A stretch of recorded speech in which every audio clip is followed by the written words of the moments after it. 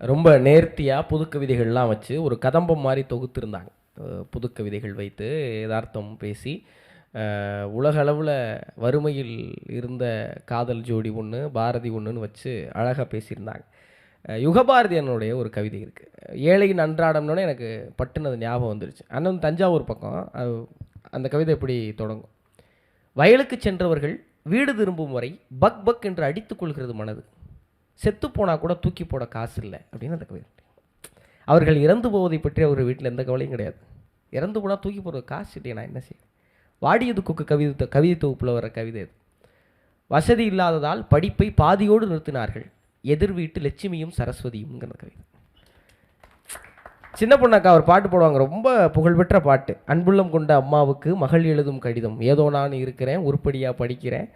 அதில் அந்த வறுமையின் கோரப்பிடியை பற்றி வரிசையாக எழுதிட்டுருவாங்க. விடுதி சோறு புழுவுன்னு வீதியில் கொட்டுறாங்க, நான் மட்டும் உங்களை நினச்சிக்கிட்டு அதை சாப்பிட்றேன்னு அந்த கவிதையில் முழு வறுமையை எழுதி கடைசியாக முடிக்கும்போது, இப்படிக்கு உங்கள் அன்பு மகள் கோடீஸ்வரின்னு அந்த கவிதை முடியும். அப்படி இந்த வறுமை இருக்குல்ல, இந்த வறுமை தான் மனிதர்களை செதுக்குது. வறுமையில் இருக்கிற ஒருத்தருக்கு தான் இந்த சமூகத்தின் மீதும் அக்கறை இருக்கும், இந்த சமூகத்தில் தன் போன்ற பிறரை உயர்த்தணுங்கிற எண்ணமும் இருக்கும்.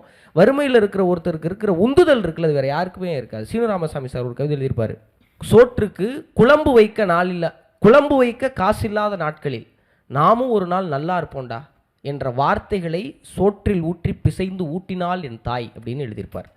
அப்படி ஏழைகளின் அன்றாடம் அடுக்கிக்கிட்டே போகலாம். இந்த நாட்டில் ஏழைகள் இல்லாத நாடாக எப்போது ஒரு நாடு மாறுகிறதோ அப்போதுதான் அது வளர்ந்த நாடு அப்படிங்கிற எண்ணம் எப்போது நம்மளை சுற்றின எல்லாருக்கும் இருக்கும்.